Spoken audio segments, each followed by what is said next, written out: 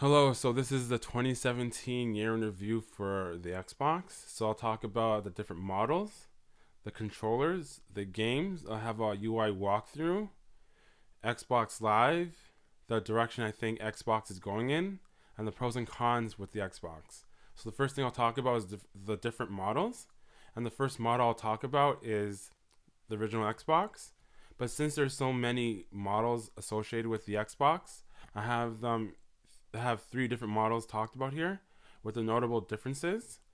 And lastly, I'll talk about what was common with each Xbox. So the first one I'll talk about is the original one and the notable differences with this. So the first one was Kinect was required. So therefore, when you bought the original Xbox, it came with a Kinect and it had DRM always online. That just means that when you play offline games, you always have to be connected online in order to play offline. And they reversed this with an update. They reversed this with an update. And even though it says here required app for Blu-ray playback, it's like that for all of them. But I did want to note it with this too because it was prominent with this model. And this model was more like a 1080p 30 frames per second console, even though it wasn't always hitting 1080p. So PlayStation was hitting 1080p more so with the Xbox One, at least with the original. And I think this was due because of the snap feature, which I think they stealthily removed. If it's still in the Xbox One, it's kind of hard to use or it's like kind of hidden. So I think that played a part in it, and also with the Kinect. So the Kinect also played a part in it. So I think now the Kinect is almost like completely removed because you needed the Kinect, $130 or $40 camera to use voice controls, which could also be done using a headset, but they didn't want that. So I think that played a part with why some of the games weren't running 1080p 30 frames per second. Another one here is the touch capacitive buttons on the console. So this was eventually removed on the later models, and the default gamepad had a proprietary microphone jack. So with the default controller, they had a proprietary port, so you can add like a headphones or you can have like a chat pad. So you couldn't use a standard 3.5 millimeter headphone jack because you had to buy Microsoft created peripherals for the Xbox One. And there was only one model with a 500 gigabyte at $500. This is launch prices I'm going to be talking about. So the next one here is the Xbox One S. This is the first die shrink, and there are three different SKUs to this. There's like a 500 gigabyte, a 1 terabyte, and 2 terabyte. So with the 500 gigabyte, it was priced at $380 Canadian. The 1 terabyte was priced at 450 Canadian, and the 2 terabyte was priced at 500 Canadian. And some of the notable differences were downsampling, which benefits non 4K displays. So if you're watching something with a 4K resolution, it just means that it will, if you didn't have 4K resolution display, therefore it would downscale it to the proper resolution without losing any details or quality in the picture or image. So usually when you don't play at the resolution that the content is intended to play at, usually it looks like the quality is downgraded. But with downsampling, this makes sure that if the resolution is lower than the intended resolution, it will make sure that the quality does not suffer with the resolution lower than what's intended. But if it's higher, then quality might be, I guess, skewed in a way. So the next notable difference is the 4K Blu-ray playback, but the app is required for this, and 4K streaming. HDR, that means high dynamic range rendering. So that just means like the brights will be brighter and the darks will be darker kind of thing. And performance takes a hit on this. So with the HDR, since the specs are the same with the original Xbox model, but they added more features. But since the same specs from the previous model couldn't really handle much more, so this performance hits when it comes to HDR. The next notable thing is premium Dolby Atmos and DTS X audio. Probably said that wrong, but that's something new. I didn't really look into that. I guess that just means better audio. Horizontal and vertical position supported, because lastly, in the last model, the original one, it didn't support vertical or horizontal, or it supported horizontal positions only, but no vertical. But this one has the option for both. Default controller has Bluetooth, because originally it didn't. So the next notable thing is Connect add-on bypasses an extra cable. So with the original model, when you had a Connect, you needed an extra cable to connect it to the Xbox. So with this model, you just connect it directly to the Xbox without having any extra cables associated with the add-on peripheral, the Connect.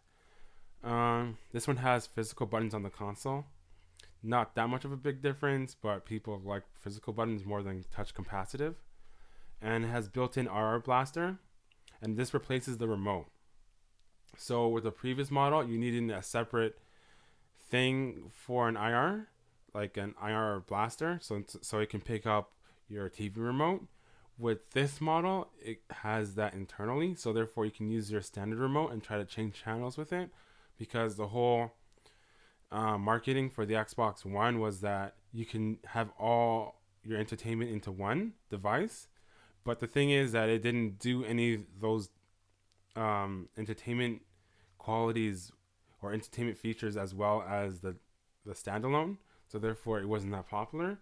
But they still sort of pushed it with this console. And lastly, the Xbox One X. This is like, it's a die shrink, but it's like an upgrade of the die shrink.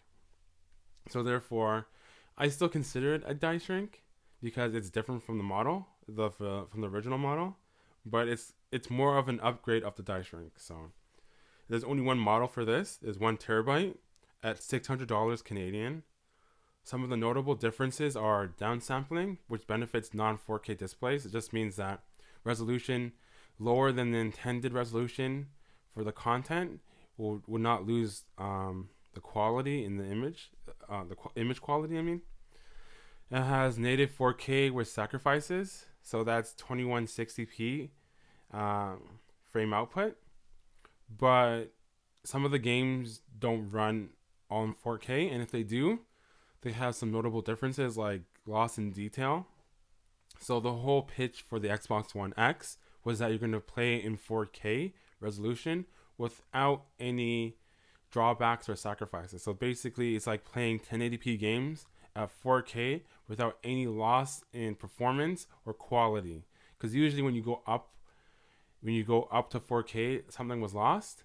But with this marketing, they were touting that Xbox One X will not lose quality or performance when it plays games in 4K, which was not the case for the most part, at least, of 2017. The next notable difference is 4K gaming file sizes. They're about 100 gigabytes plus per game. So at 4K, it came with the price of bigger games. So therefore, each game that utilized the Xbox One X performance, each game will be roughly around 100 gigabytes. So if you have 500 gigabytes, you probably have like about maybe 4K games downloaded on your console. About maybe 3 the most. So if you have 1 terabyte, you can probably have about 6 or 7, which is a little bit better. But keep in mind, 1 terabyte is 1,000 gigabytes. So if you can only have about like 3 or 4 with 5, you just double that, so it would be like 6 or 8. But then keep in mind you need some memory for the operating system. There's 4K streaming, 4K 30 frames per second or 60 frames per second on the console. This has an asterisk because it's not always the case, but keep that in mind, that's their goal, but it's not always the case with 4K gaming.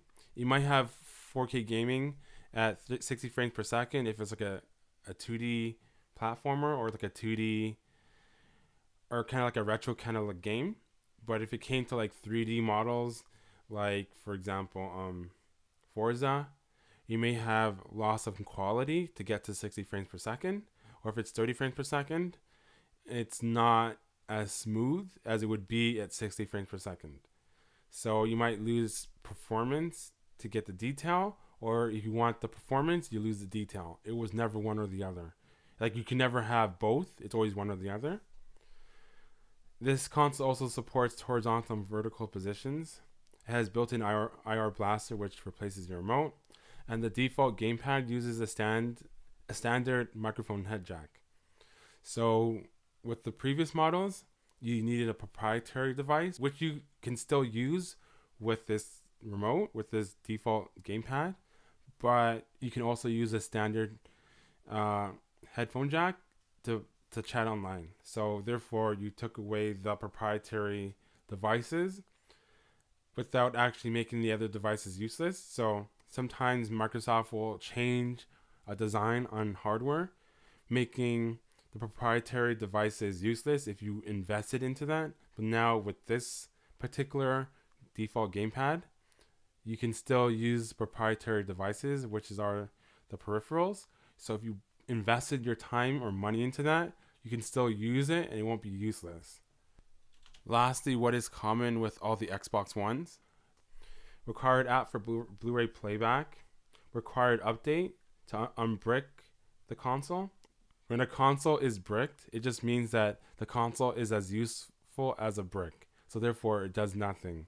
It loses functionality. So therefore, when you don't update any of the consoles, you can't play anything on the game, or you can't play any games on the console because you needed an online connection. But with all the other consoles, even if you don't update the consoles, you can still play the games. But with the Xbox console, if you go back to the default settings, the console is useless. The next commonality for all Xbox One models: all consoles aren't collectible due to default settings, which I just mentioned, because the default settings brick the console. So another thing, you can play Xbox One and available Xbox and Xbox 360 games. So there's backwards compatibility, but it's mostly with digital games. But you can use the physical copies as authentication for your digital copy. But if you didn't buy it digitally, you still need to put the disc in. But if you did buy the games digitally, it will transfer over to next console. This is more of a progression, because usually when you buy stuff online and then there's a next generation, they cut the slate clean and try to build the empire again. So what what mobile phones do is that they transfer all data or purchases over to the next phone. So therefore the market is bigger. So therefore it's all one ecosystem across all devices. But with gaming, they tend to segregate themselves with each generation. So they build their generation with digital copies, digital content and everything. When the new console comes out, they sever that connection. Why? I don't know. But they're working, at least Microsoft is working on connecting the two generations with the digital library. It's one thing to keep not to keep the physical library. I think the physical library you can drop and people won't be as angry, because usually if you have a physical copy, that means you have the console itself. But with the Xbox, at least they're transferring over the digital copies, which is more important than the physical copies, because if you invest your time into the digital copies and the online service is still there, it should easily transfer over to next generation, building that library. So that's a major plus here. The default gamepad has a form of HD rumble. So kind of like the Switch, the Xbox was touting about HD rumble and they used Forza, I think Forza 5 maybe, or 6, whatever version came out at the time, because they released Forza almost like a sports title.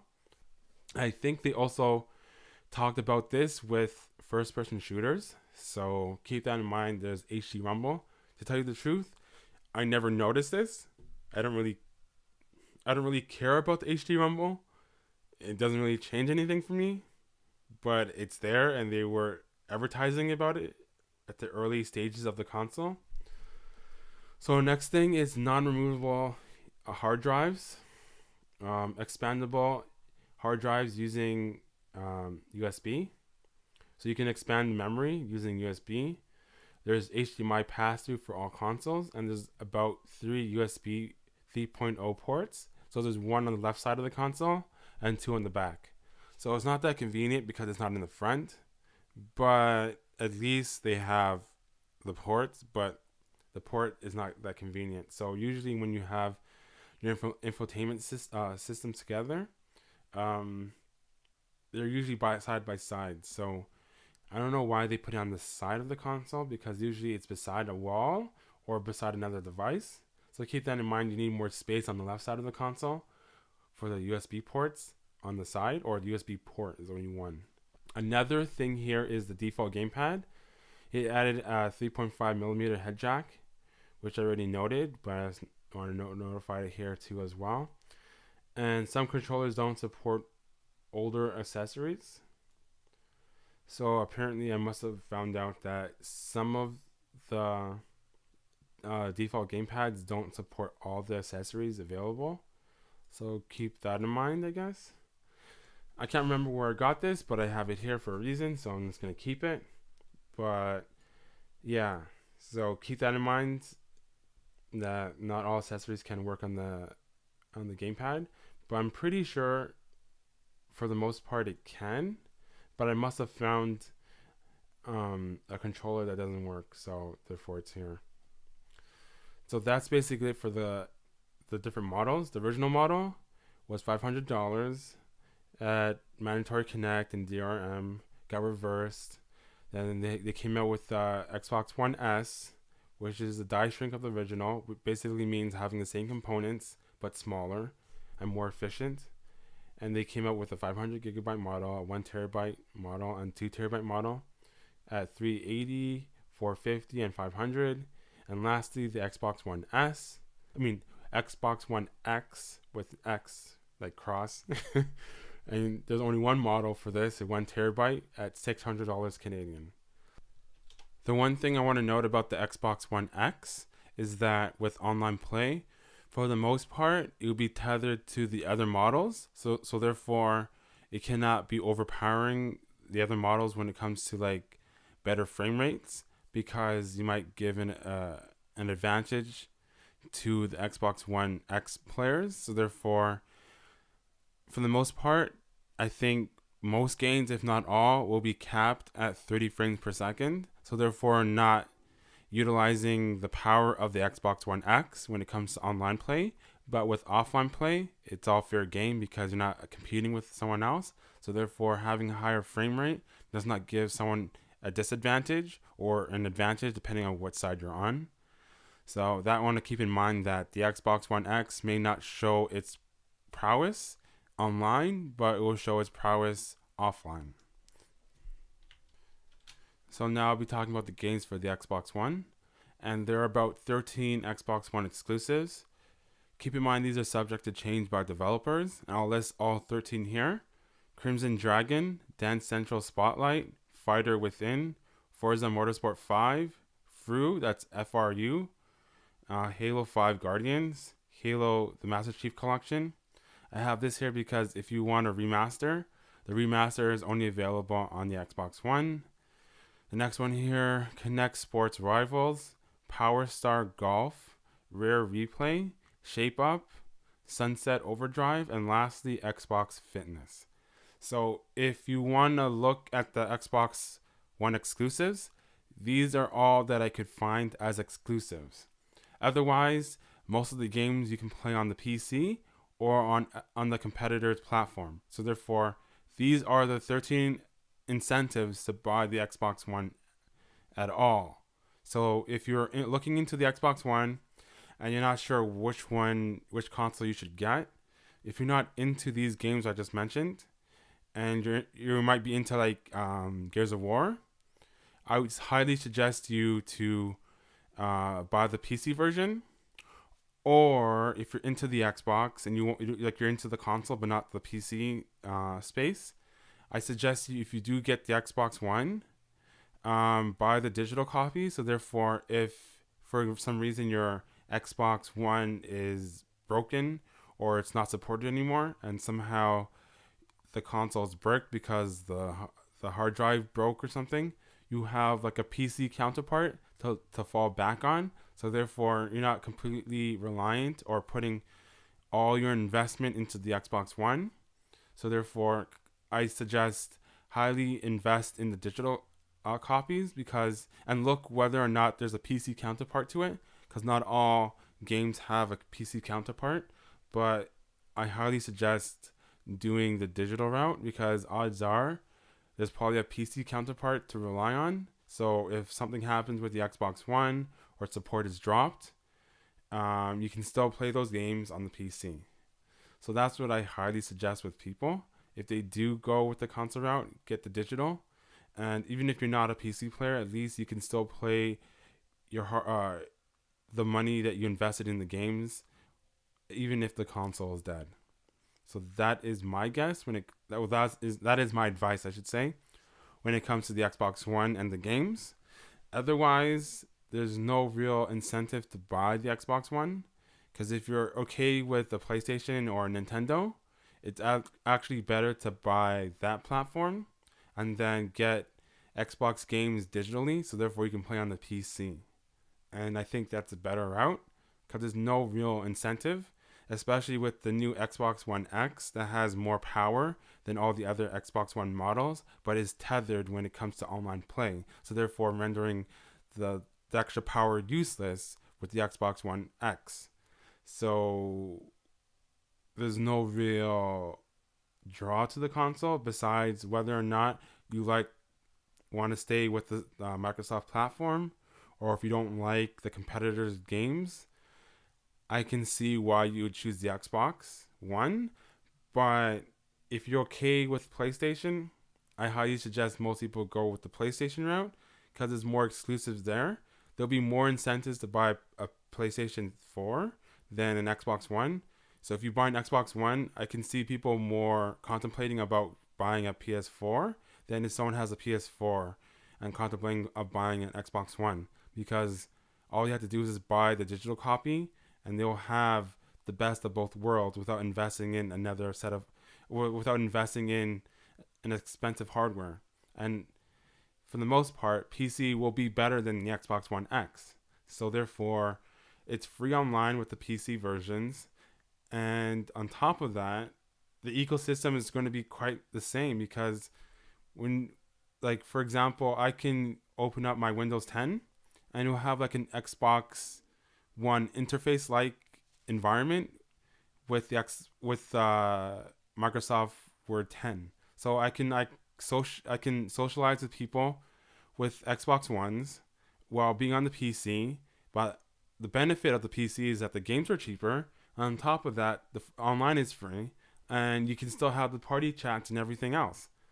So there's more incentive going with the PC than with the console counterpart, because there's an Xbox app on the Windows 10 platform that simulates the Xbox One's ecosystem. So therefore, you get the best of both worlds and free online.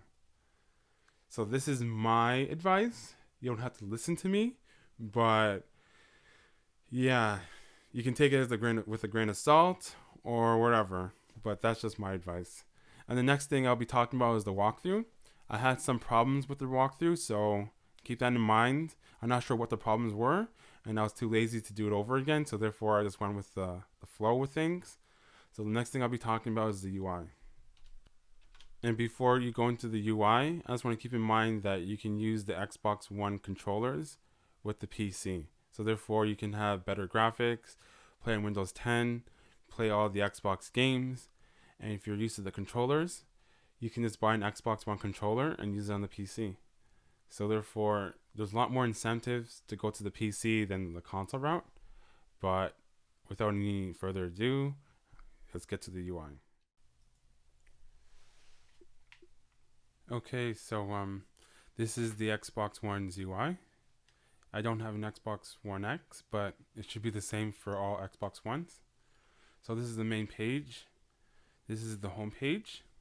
On the top there you see home, mixer, community, entertainment, and store.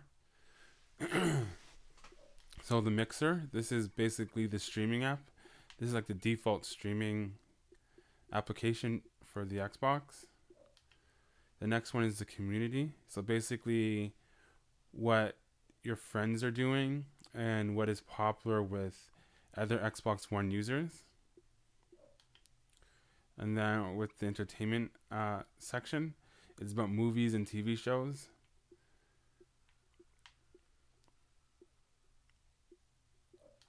Then, and the last one, the store, is basically the games. So I'll start first with the home. Here, the Sphinx, Master of Shadows. This is the last game I was playing. And it shows here, like, my friends list and what they're playing. Sometimes we'll compare achievements for per month. So within how much achievements did you get within the month in comparison with your friends, and who has the most achievements gets to be on top, kind of thing. And it resets each month. And the featured game here is PUBG, which is the new game available on the Xbox One. So down here is just recently used apps. Everything on the Xbox One is essentially an app. Even the games and even the settings is considered an app. So these are basically what I was using last. And these two here are advertisements. So I was using the Mixer app, Netflix app, and I was playing Halo 5. But the last game I was playing was Stinks. And here are my games and apps. Underneath that is pins. So basically it's like a quick write to what you want to have access within the UI without going through many loopholes. So maybe you want to you want to attach your profile here. You can put like a shortcut to your profile or to the Mixer app or wherever. Xbox Game Pass. This is basically almost like what PlayStation Now is, but you'll be able to download the game to the hard drive and play it that way. And let's see if we can get into it.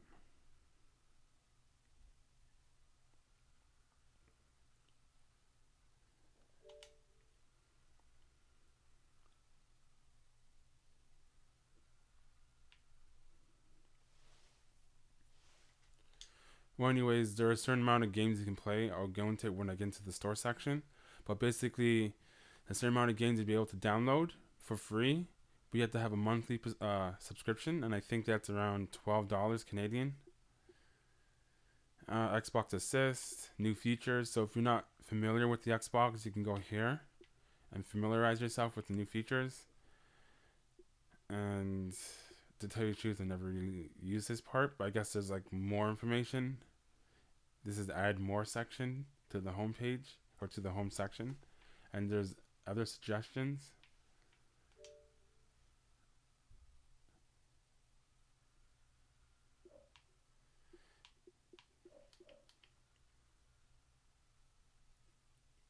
Honestly, I never usually use this part of the Xbox One,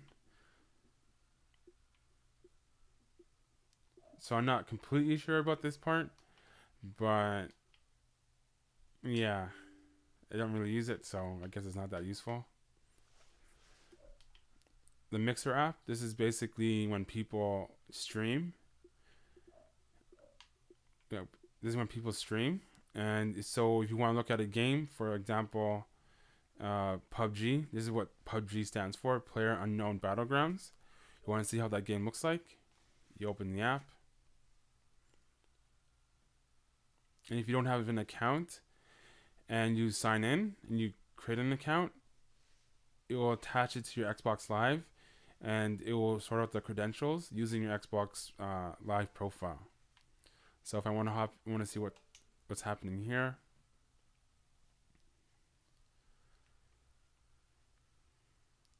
it's pretty simple. I find that sometimes it's a little bit laggy, but overall it does its job. So if you want to know what PUBG is like on Xbox One, you can most likely see it here. I think he's playing the PC version. So that's the thing about the built-in streaming application for Xbox One. They tend to be a general streaming app, while with the PlayStation, when you see people streaming, it's a PlayStation that they're streaming on. So these other people here. So odds are they're most likely playing on the PC than the Xbox One. But people can stream on here using Xbox One. But odds are it's most likely a PC game. So here's the home page, well, the home tab is what it contains. There's the channels, what I'm following. I started following this person recently. They seem pretty cool, but I haven't really looked into the app yet, how they are all the time, but overall they seem pretty cool, so I added them. These are the games. And then this is the search. And then you can also check your profile. Go to my channel. And this is it. I haven't really streamed anything. I'm level 5. I'm not sure why, but that's how it is. I don't usually use this app too much, but I want to get into it. So I don't think you can snap anything anymore on the Xbox One. So I think they removed that feature because you can't really open up two things at once anymore. So this used to be like the Snap app, but I want to go back to the home page. That's why I went here. And then to close it, you have to press the, I think it's the select button. I forgot the official name. I have to look it up again. But it's the one of the middle buttons. It's on the right side, the ones with the lines. And you can quit the app like that, because once you go to the home page, the application is still running in the background. So this is the Mixer page, or the Mixer tab, I should say. And this is the content here. So they're like these are like the popular games, I'm assuming.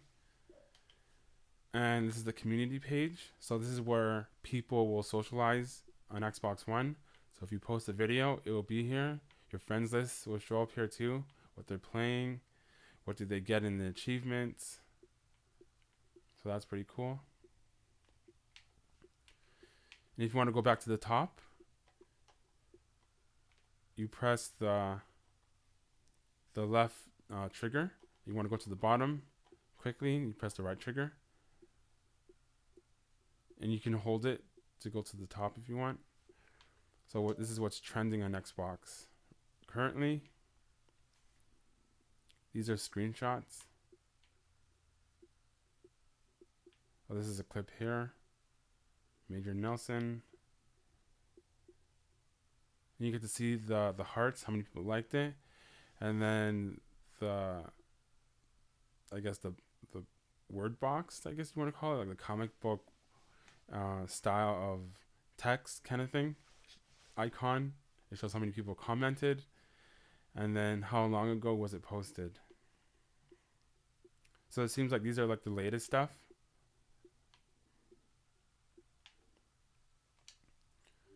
Come out of that. And these are clubs on Xbox. I'm only in one right now, which is the Halo Club. I'm a member of, but here are other clubs. I mainly play on Halo, so that's basically why I joined the club, but I haven't really dived into the club yet. So this is the entertainment tab. So these are basically the movies and TV shows you can watch on Xbox. On your Xbox console, I should say. Not too bad. At the top here. Hold on, where is it?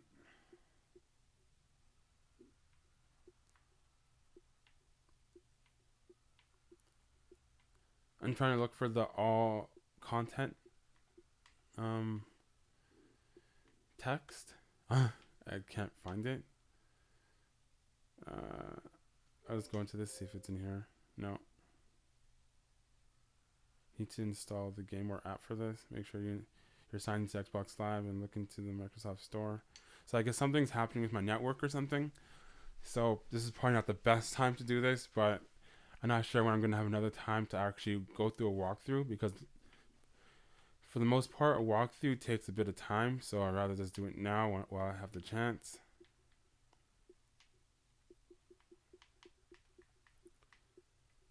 That's basically it for this. So now the store. This basically, I think, has everything. So you can browse games. You can browse the Xbox Pass. So over here, hopefully it loads. Let me refresh.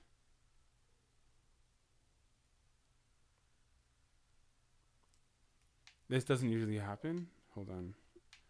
I need to check my profile to see if I'm in. Because I shouldn't be able to see other content if I wasn't signed in. So I'll go back to the home page. Go back to the store tab. Open up this again.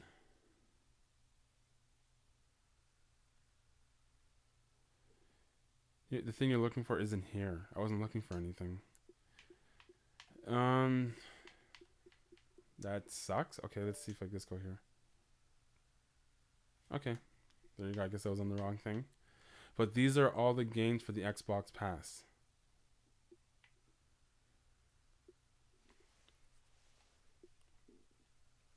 Quite a few good games here. I wouldn't mind playing Dark Void because Dark Void tends to be a genre that's not really explored too much. I'm a genre kind of person, so I'll try to look at what games belong to what genres and which genres aren't popular and why, and then try to play those games and study them kind of thing. It's just like a hobby I have. It's pointless, doesn't really mean anything to the community, but it's just more like educational thing for me to just study why something is not popular and what genres tend to not be popular kind of thing. So these are all the games. So if you got Xbox Pass, you can catch up with all the Gears of War games, up to 4.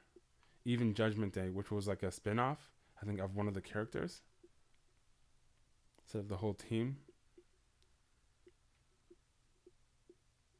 And I think these games, I think I have these 3, but I think a couple of them were up for grabs for the Xbox Live subscription. I know for sure this was Judgment Day or Judgment, but I'm not so sure about these 3 because I have them already, so I didn't really look for them. But I think one of these 3 were up for grabs for Xbox Live subscription, because with Xbox Live you can have free downloads, and the Xbox 360 games you can keep forever, even if you deactivate your subscription. But the Xbox One games tend to be deactivated once you cancel your subscription. So these are all the games for Xbox One Pass. Resident Evil 6, not too bad. Saints Row. State of Decay, another PC game that's on the Xbox. So the games list is not too bad. So if you're ever interested in Xbox One Pass, these are the games they currently have at the moment, or at the beginning of 2018. Even Halo 5's here.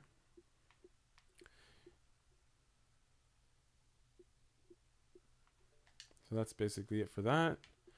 These are apps. Let's browse some of the apps. So Spotify, Amazon Prime.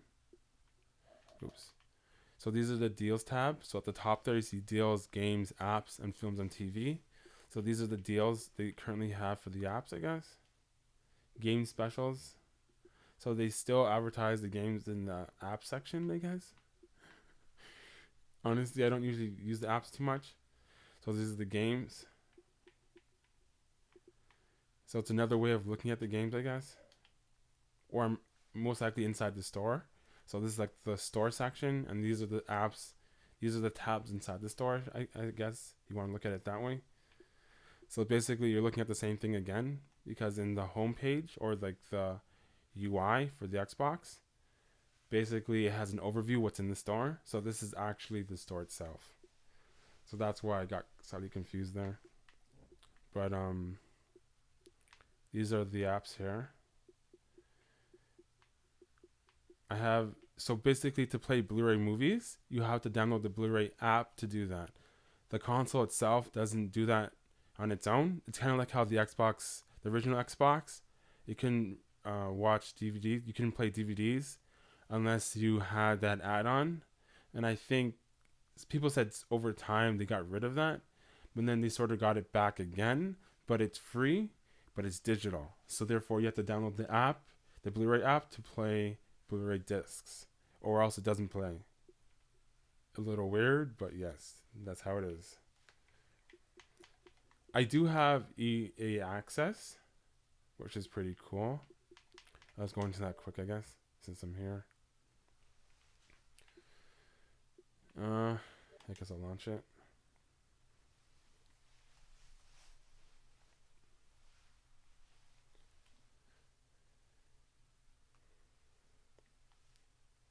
It's connecting right now at the bottom. You see it there.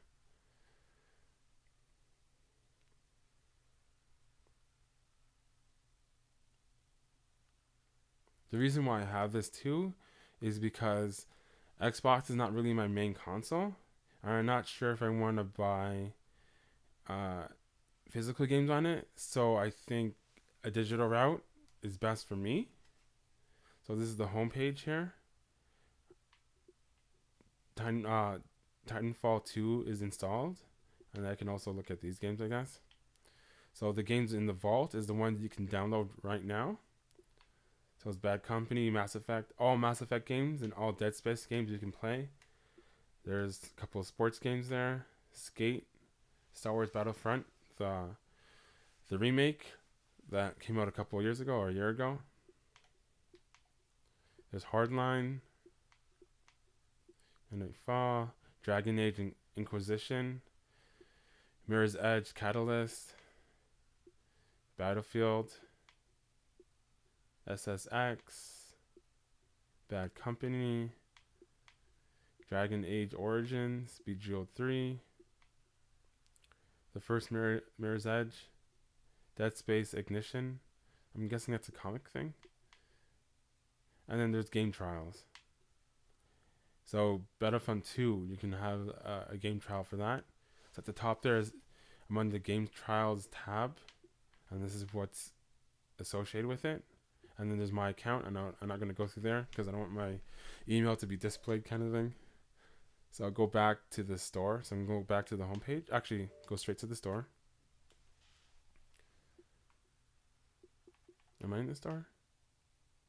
Nope. Okay, let me just click on one of these. This doesn't usually happen, so keep it in mind if you get the console.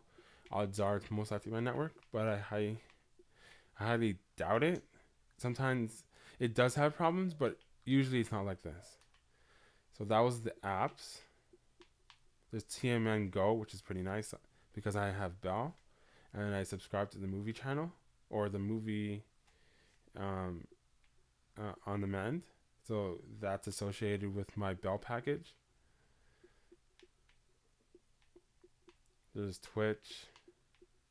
And the thing too with the PlayStation, it associates all streaming stuff, all streaming applications that are partnered with PlayStation to be associated with with the UI's streaming app, and it aggregates everything using the PlayStation console itself.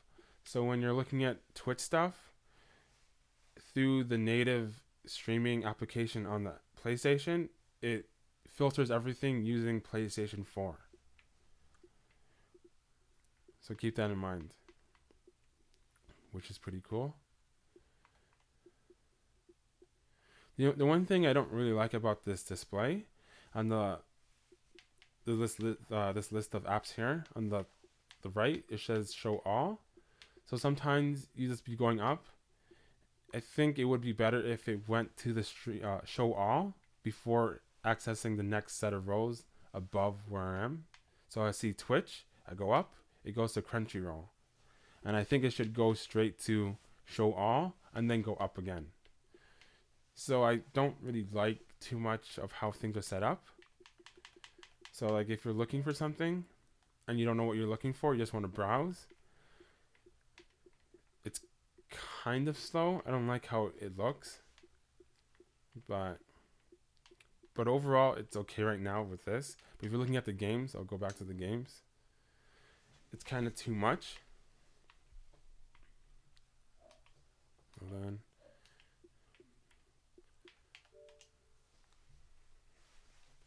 So they have filters here, which is not too bad. But if you don't know what you're looking for and you just want to search, it's kind of slow. It's not too bad. It's doable. But I think there's other ways of displaying content and making it a little bit more snappier. But overall, it does the job. But if you're looking for a lot of stuff, it can be tedious. Because like here, they're showing the 3 things at once. It should just have Forza 7 or Forza Motorsport 7. There's one icon, and then you access that, and it should show the various options associated with that. So I don't like how it has double here. It should just aggregate everything to one. And when I select Forza 7, it should have options for deluxe package or the basic model or like you know what I mean? The different available Forza 7, I guess, add-ons they have. So this is most likely the basic one here. And this is like something else. The silver package and the gold package, I'm assuming, based off the color. Because the text is too much for me to see. So therefore, you just see ... after Forza 7. So yeah, it's not too bad, but I don't like the duplicates. Duplicates kind of annoy me because it makes it look like there's more stuff than there is. But overall, it works. But I would rather have the title show more, like the text, than the box art, or have the option to show one or the other. Because I'd rather read it than actually look at the images. Because sometimes they'll have double, and you don't know what they're associating with, because the text is too small, or the space for the text is too small, so you don't see everything. So that's annoying to me. Let's get out of this. Quickly go into films and TV. So it's available. Blade Runner 2049. 49, I mean. I might get that on iTunes actually. Some new films available for rent. Feature films, sales. And this is actually on, what's it called? Netflix. That's pretty cool. Top selling TV programs, featured. So the application is not too bad. I don't like the interface for navigation, because if you want to go to show all, you have to go all the way to the right and then go up. I think that should just be part of me going up, or just have it in a way where it's not as tedious to get to, because I like to do things a little bit fast, and it's not as snappy. Maybe it's snappier with the Xbox One X, with the basic stuff, or the basic model. No. So I'm back to the home page. So this is the store app, entertainment app, community, mixer, and home page. What else can I show you? So my games and apps.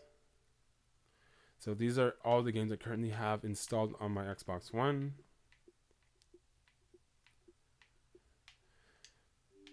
Oops, there we go. On the side here is apps. So I currently have 17. There we go. Currently have 17. So remember now, everything's considered an application. So even the settings is considered an app.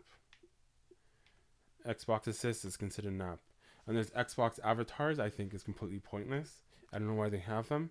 They probably just had it initially because of the Wii, and it became popular, so therefore why not have that? But it's pointless to have if you're not going to actually utilize it. And I think PlayStation had it for PlayStation Home, which is like an interactive environment, which is actually sort of becoming more popular now with VR chat. So I think that can spark more interest using VR chat with PlayStation Home, I guess. But PlayStation Home in itself is kind of weird, and I find VR chat's kind of weird in itself. It attracts a different kind of crowd, so that's that. So there's the memberships. So this is Xbox Live Gold. So we're back into the store. I'm not sure why this is happening. I think this is the store that's doing it, and not my network. But when you go into there, let me try it again. The thing you're looking for isn't here. That makes no sense. But anywho, it would show what you can download now for free, like without an added price tag, and it will show you what they have for deals for Xbox Live Gold. I already went through this, and then I already went through this EA Game Pass. I did have this for 1 month because it's up for grabs for $1, and I tried it out, which was pretty cool. And it's a pretty good service because you can download the games as opposed to streaming them. So downloading them is usually preferred than streaming. Streaming is not that bad because right now there's a game called Crackdown 3, I think, and the whole thing is about streaming data over the internet so you can have destructible environments. So streaming can be used in various ways, but streaming is generally not looked upon as the best option. People rather have everything downloadable and then have that content, have the data to do whatever you want. So it's going to be interesting when, what's it called? Is it Crackdown? Yeah, Crackdown 3 comes out because it uses a streaming feature. So these are games that are or applications or movies ready to be installed. So I have Crackle here. So basically if I have Crackle here, that means I acquired it, but I haven't really downloaded it. So these are the games I have, or content, whatever you want to call it. This is because I went for the trial version. I don't think I actually downloaded it. That's why it's still here. Otherwise, I don't think it would be here. Updates. In queued content. So this is what I recently installed. Forza 7. I'm not sure why that's there, because I don't think I downloaded that. I remember now. Because I got codes from Xbox. So I got free content for this game, but I don't have the game itself. So that's basically it for that. So I don't think you can stream it. You don't think you can snap anything anymore. Snapping was a feature that was touted as Xbox can simultaneously do 2 things at once, and I don't think they have that anymore. So this is the new thing. So at the top there, it's the same thing as the homepage, but it's icon. So this is communication. This is broadcast and capture. This is settings. This is the Xbox homepage. These are friends. These are multiplayer and achievements. And then profiles. You can see my membership, player offline, my profile. So you can actually add your own picture, which is cool. And I think you can make it public as well. So that's me. So recent activities or activity. This is what I was recently playing. I was playing Revelations 2 that came with Xbox Live like a couple months back. I'm not sure when, but it came with my Xbox Live subscription. But it's only episode 1 because Resident Evil Revelations are broken down to episodes like a TV show. Well, it's presented like a TV show, but it's broken down into pieces. And that's my bio, and that's my location. I advertise my YouTube page. I'm not sure if anyone actually looked at that.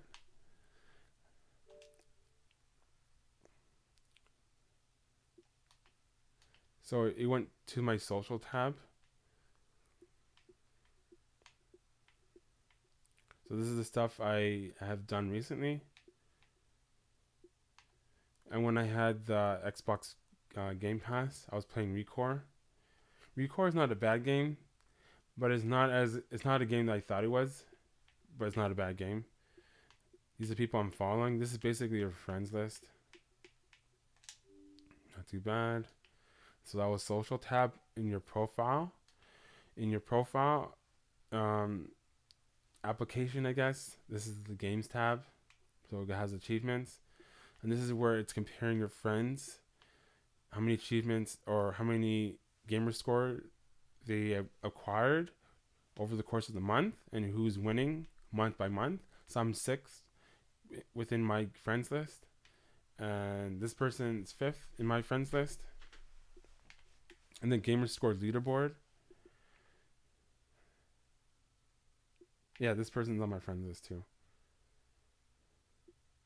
So there's 16 days left within the month in order to surpass this person.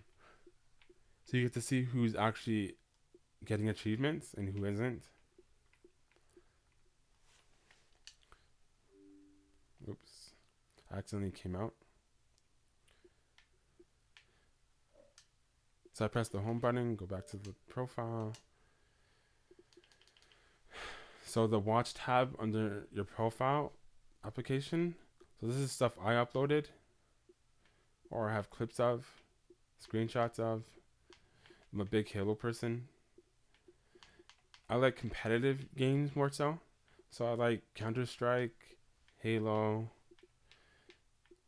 or games that can potentially be competitive, or games where you can be competitive but not that competitive in. But I like games where it has the potential to be competitive. So we'll check out this clip. This is like a year ago.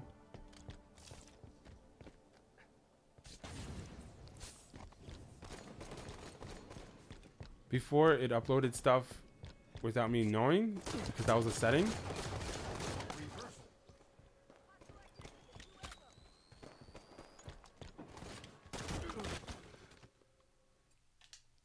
Anywho, I'll go into a game and show you how it's like, because I want to show you the recording feature for that.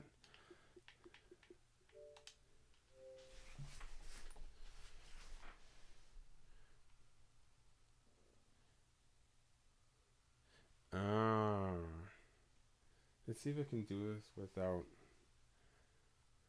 So that's why. Well, that shouldn't really affect. The reason why things weren't uploading, because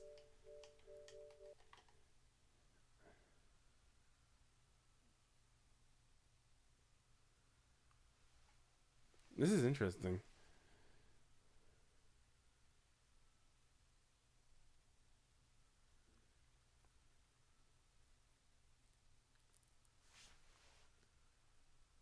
So I should be fine.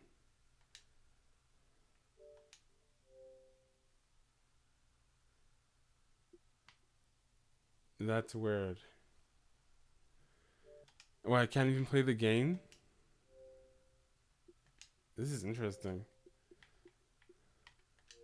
I was just playing a while back. Let's see if I can do it in something else. Because I'm not even, like, when I'm opening up the game, it shouldn't really determine whether I'm playing online or not, because there's an offline mode for that. So I find that weird. So that's another thing I want to point out too. If something's going on haywire with Xbox Live or your network or something, I think it's Xbox Live, not my network. Sometimes it won't allow you to play offline games. So my subscription should renew well within 2018. It should be like around September. No, not September. Like July, August, around there.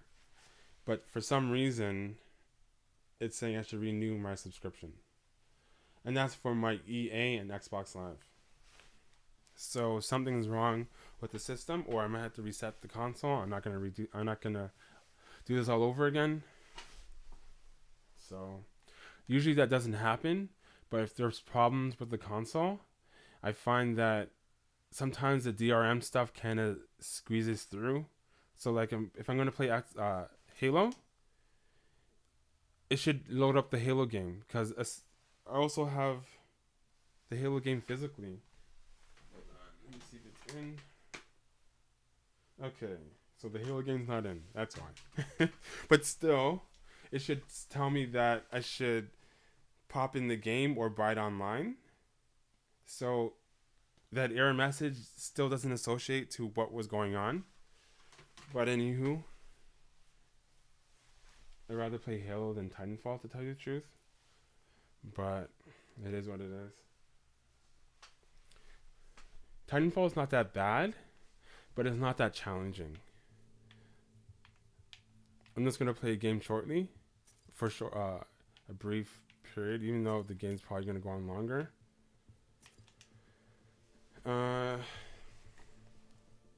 Then record something that's not that interesting and see how that works. And then sign out of the game or quit the game. Don't care if my reputation gets hindered because the game's not that bad, don't get me wrong, but I find the bots in this game kind of populate the environment to make it look more active than it is. So to me, it kind of defeats the purpose of having the bots. Because I think the bots are good if you're going to play offline by yourself. But if you're playing online, it should just be all human players. The bots are just more of a distraction, to tell you the truth. So it just makes it look like it's more busier than it is. And I don't really like that.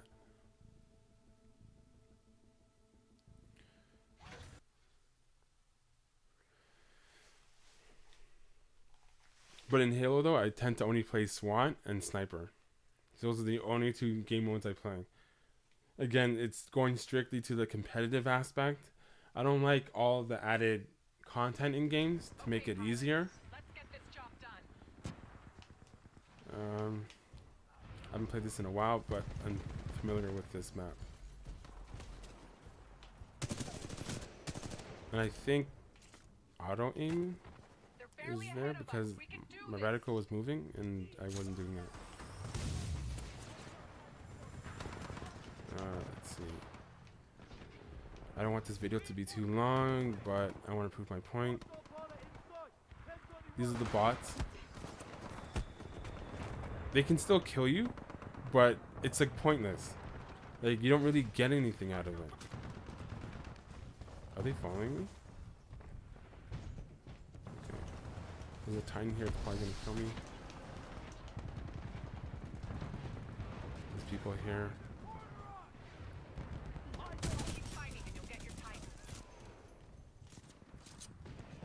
Oh, is that a person?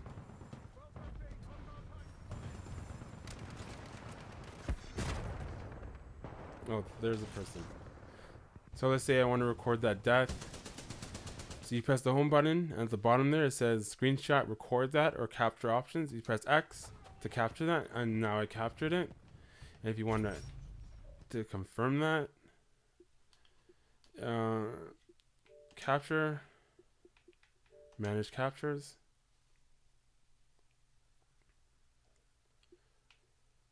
And it's not here.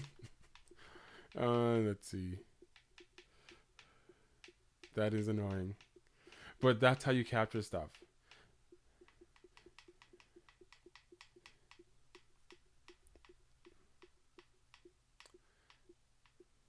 Maybe it's still saving.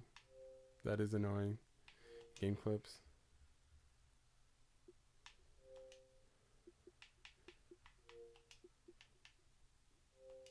This is weird. Okay.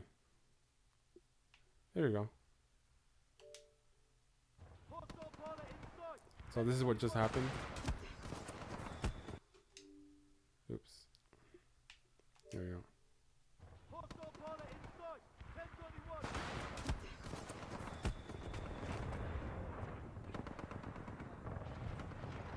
So I recorded more than I thought it would.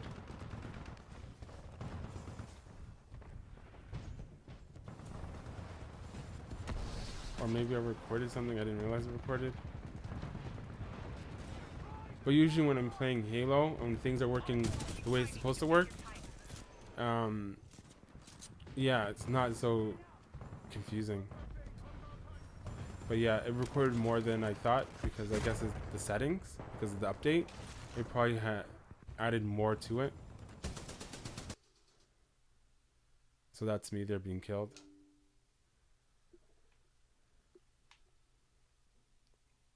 Let's see what this is. Assassination. 10 kills.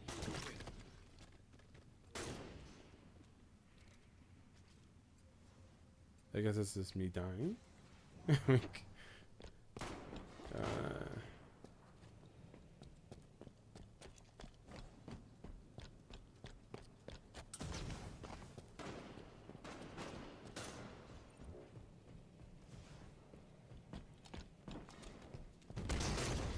Yeah, I guess this is me dying.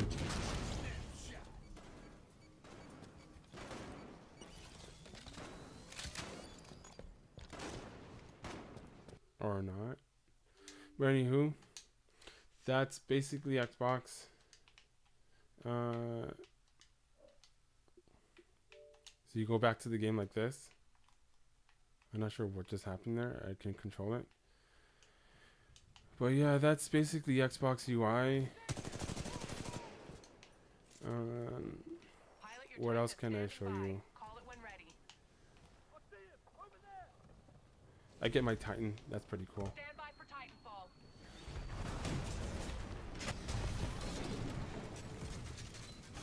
I kill a couple of people. If I can find them. Not really in a mood for this, but We're not ahead by much. Let's pick up the pace.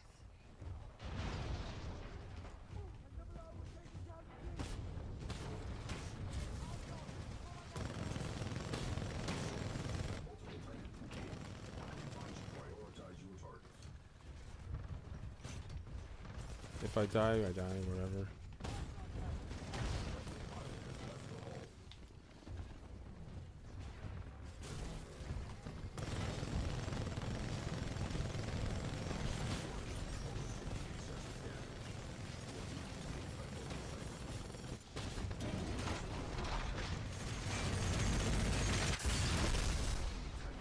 And that's how you do it, kids. And that's how you do it.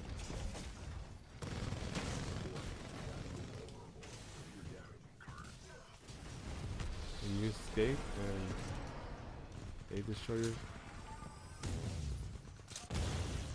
Oh, someone killed me. But anywho, that's Titanfall for you. I could have recorded that. That's something I would record. But that happens too often for me to record it. I go home. I quit the app.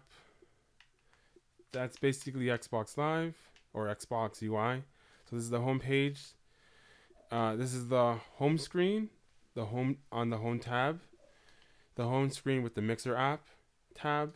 The home screen with the community tab. The home screen with the entertainment tab and the store tab. And then when you want to access the store, this is the store itself with its own tabs. And that's what was confusing me initially. Because I do it without thinking.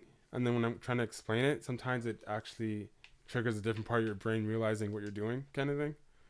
So when you're in the Mixer application, it has its own tabs within it. So that's basically... Here you go.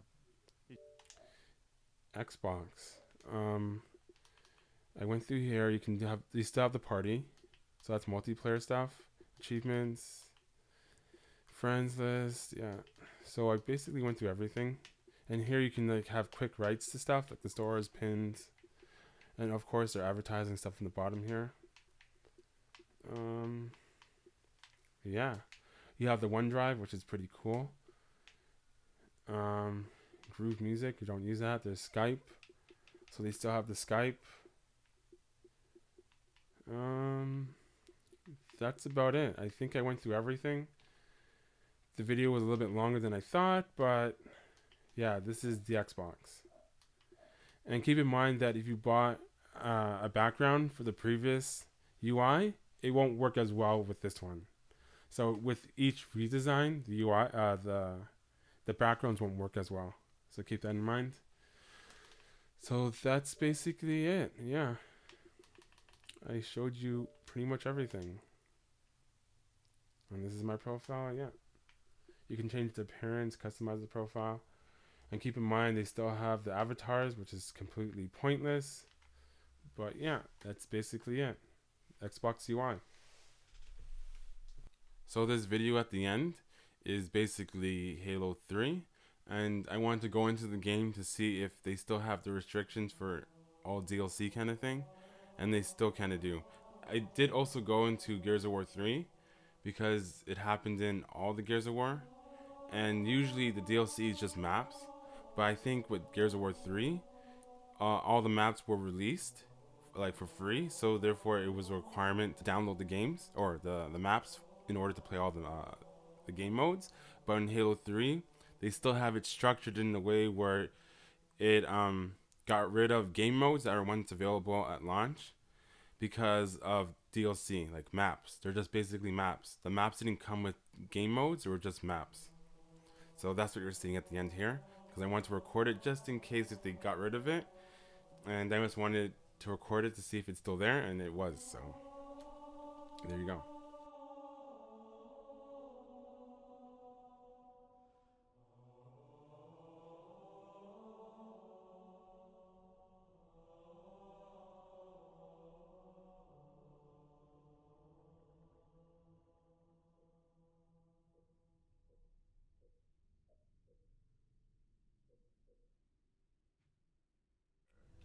Alright, this is the Xbox Live section. I try to whisk through the tail end of the video so it won't be as long, but I'll be talking about silver membership and gold membership.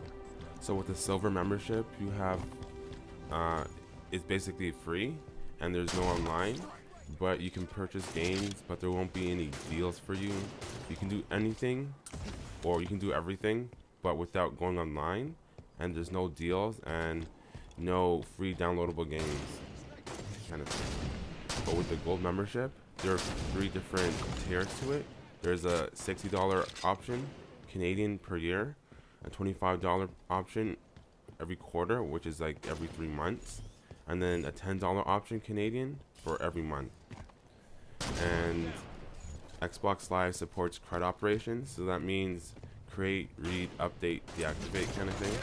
And that just means that the usernames can be editable, but there's a fee with it. So you can't just do it for free. So you have to pay Microsoft in order to change your username, but at least you can change it. This is the only console that can change usernames. And then games with gold, with Xbox One games only acquired and accessible with an active membership. But the Xbox 360 games, they are acquired through a gold membership, but are still accessible with a canceled subscription. So I'll say that one more time. Xbox One games are only accessible and acquired through a gold membership, but the Xbox 360 games are acquired through a gold membership, but are still accessible with a canceled subscription. And then with Xbox Live or Gold memberships, they have discounted games, and they have unlimited automatic cloud saving. So they have cloud saving and it's unlimited. I'm pretty sure this is only for gold memberships. I have to check again if silver memberships have this, but I highly doubt it because you want something more premium.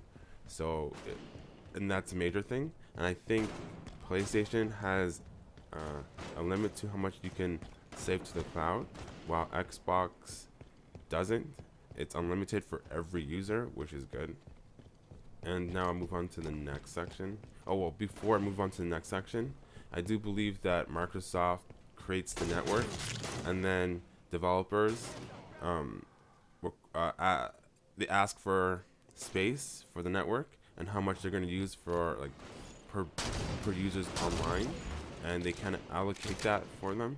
So I think Microsoft creates the networks, and then developers just program for the network. Like they program, like they still have to program and the code or network code in order to communicate to Xbox Live. But I do think Microsoft creates the network, so therefore online modes can be implemented a little bit smoother.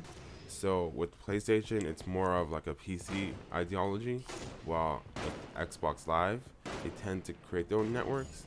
So when, let's say for example, the previous generation is still on Xbox Live, Microsoft would have to sever the connection to Xbox 360 in order to add more features, for example, because they host everything. and when you host everything, it's more expensive, so therefore a fee is usually required. So therefore that's why most likely Xbox Live had a fee for so long, because they were hosting the networks. While PlayStation, they weren't hosting the networks, but I do think the fee is only for enhancing network features and anything online. But I do think the reason why Xbox Live, you have to pay for it because Microsoft is hosting the networks. I'll move on. Let's see. The direction I think Xbox is heading in, the Xbox One has essentially become an extension of the Microsoft PC platform for gamers who don't want a PC but are not interested in the competition. The odd choice is having an Xbox One model to play some games in 4K, while online play might be bottlenecked by the other models of the Xbox One due to unfair disadvantage or advantage. So what it basically means is that I think Xbox is doing the reverse of Steam. So they started on consoles and they're trying to extend it to the PC platform, while Steam was on the PC and they try to extend that over to the console platform. So it was still Steam, like the Steam box was still Steam, but it was just basically the play style was different. So therefore you can play it more like a console, and they have like a Steam controller, so you can play games very similar to a console. But it was still the same Steam network. So even if that failed, the Steam platform is still alive because it's the same platform across all devices. So I think this is what Microsoft is doing, but in reverse. So they started as a console manufacturer, and I think they're slowly going into the PC space, but they are gonna keep their hand extended into the console space. So therefore, they can gravitate to more players that way. So therefore, there's always going to be a console counterpart to Microsoft games. But it's kind of iffy because since they started as a console first, people are going to look at it as the console first, because sometimes perspective of gamers matters the most, and I think that's the reason why PlayStation Vita failed, despite it having more features than the Switch and being very similar to the Switch. I think the perspective of things really matters, especially with gamers, because they're kind of closed-minded.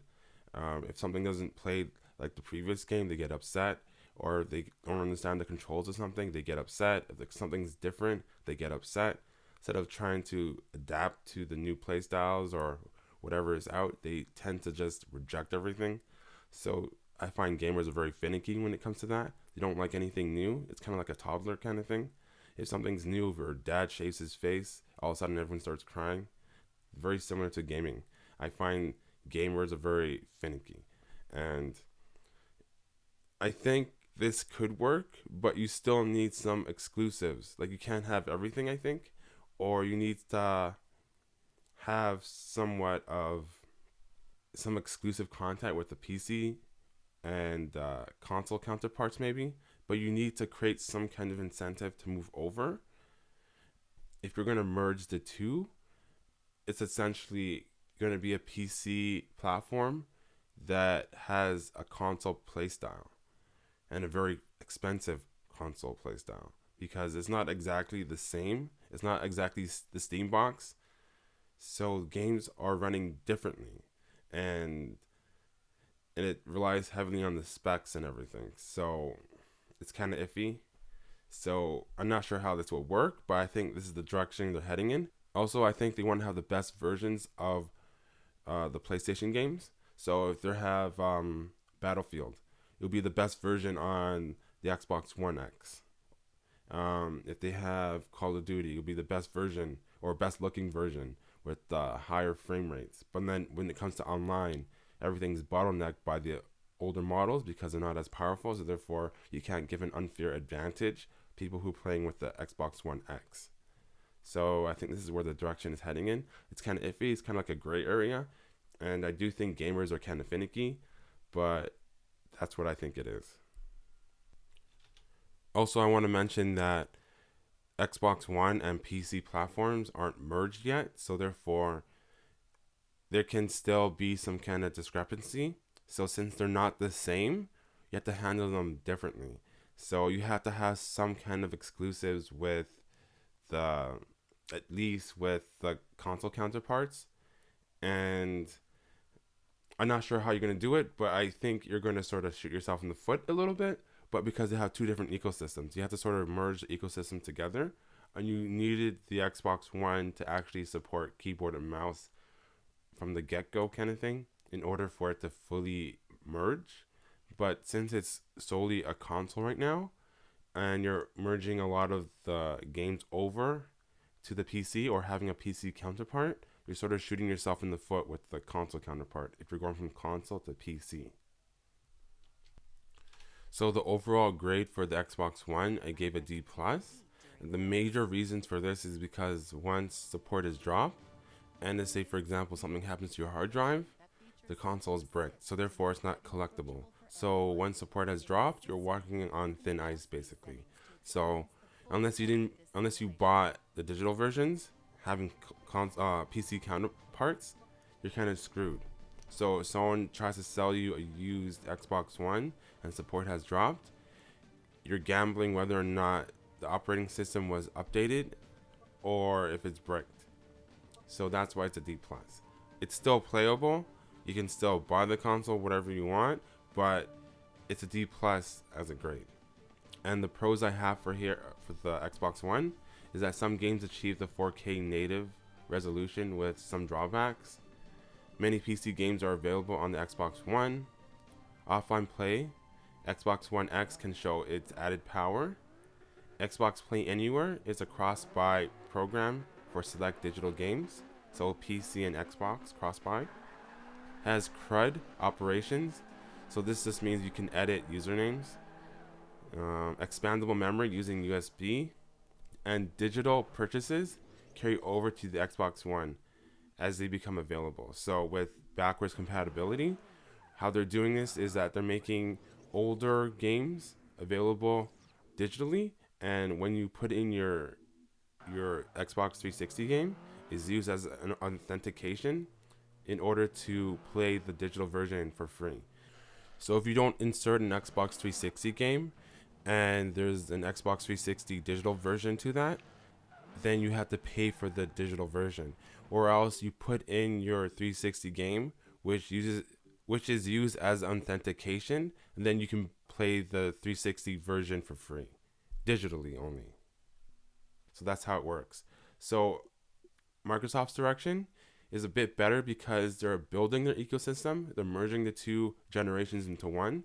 Because if you're going to have an online market or like an online digital store, you have to merge all the generations into one ecosystem in order for it to thrive.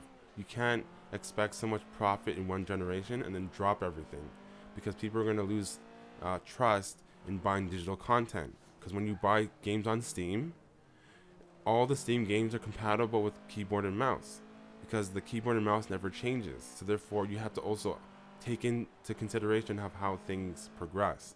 So if you're on the console platform, you have to make sure that the previous controller can be controls for the games can be compatible with the new controller.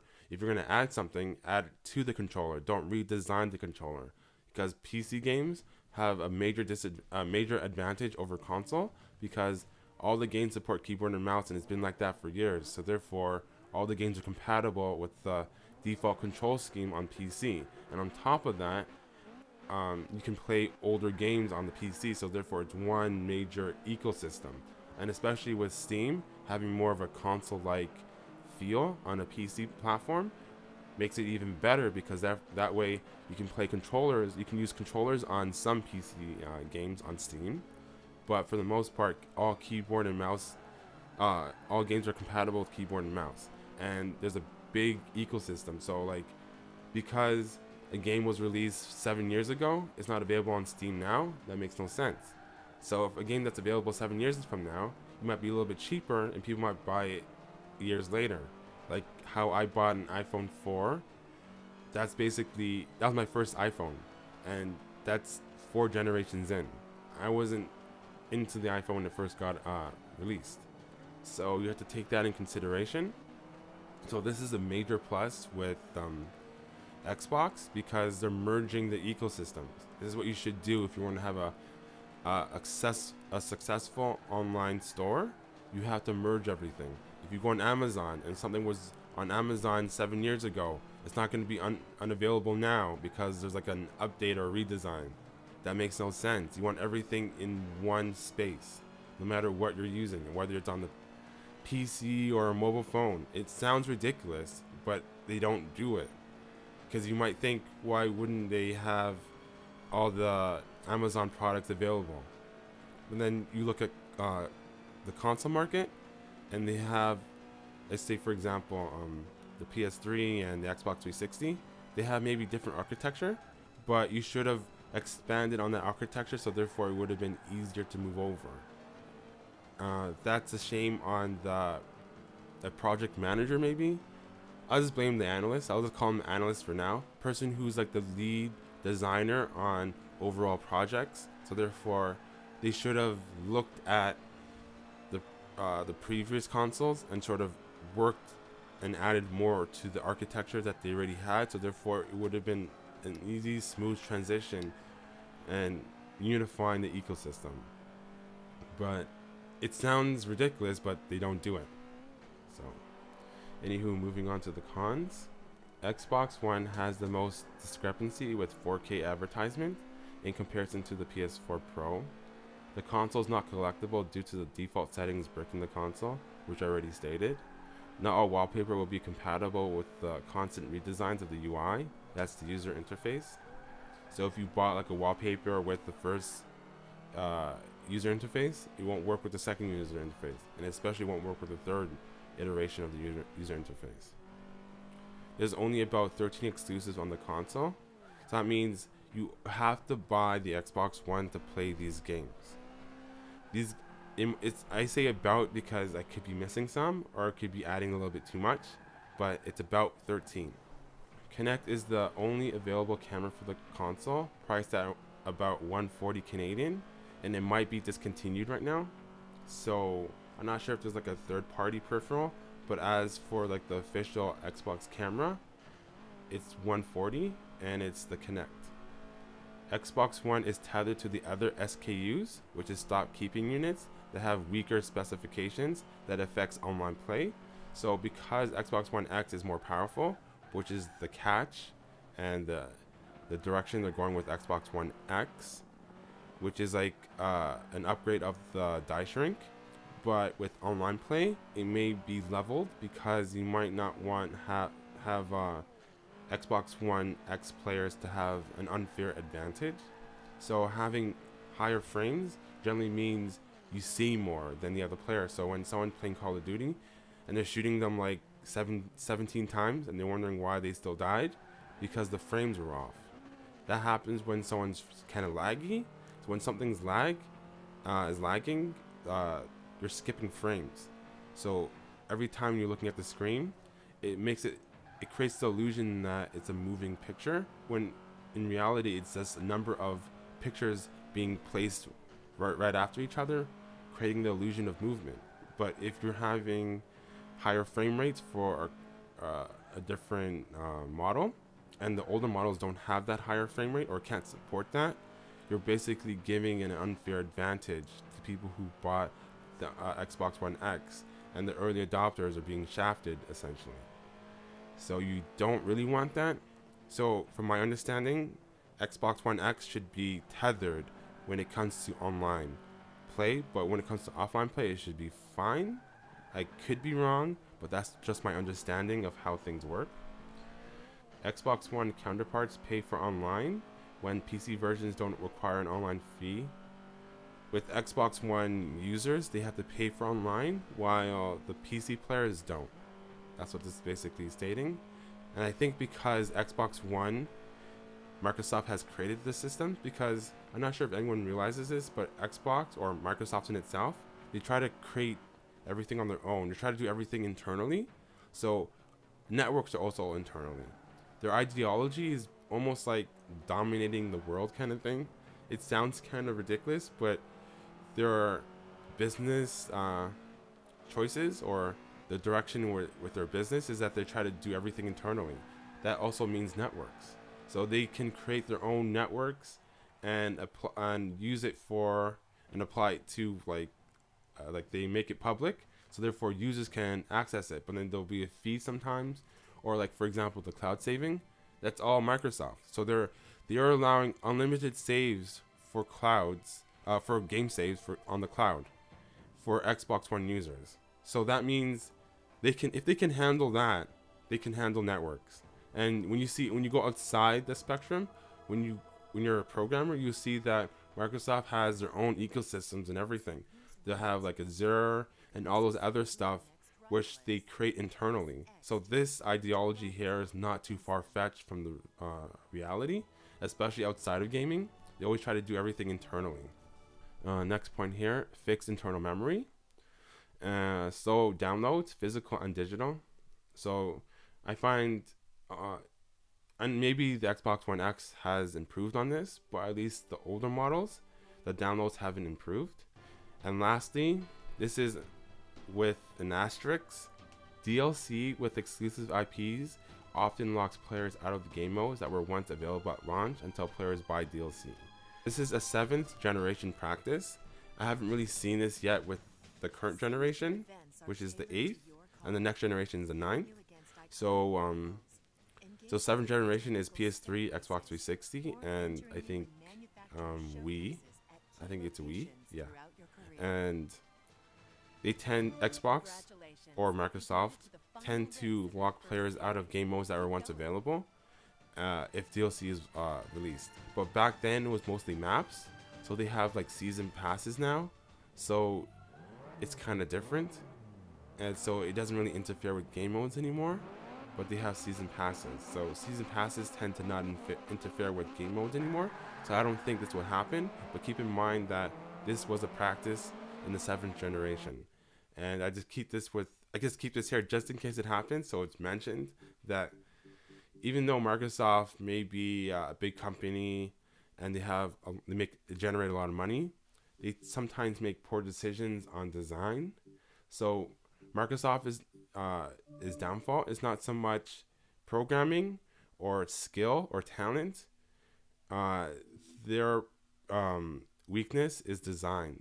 They don't know design as well as the competitors, but the competitors aren't as well financially stable, so therefore they make compromises sometimes, and maybe they can't hire the best programmers or analysts. So keep that in mind. I think Microsoft is ahead of the game when it comes to talent and funding and programming and all that stuff, but they lack design. So anyways, that's the Xbox One update or review for 2017. Peace out.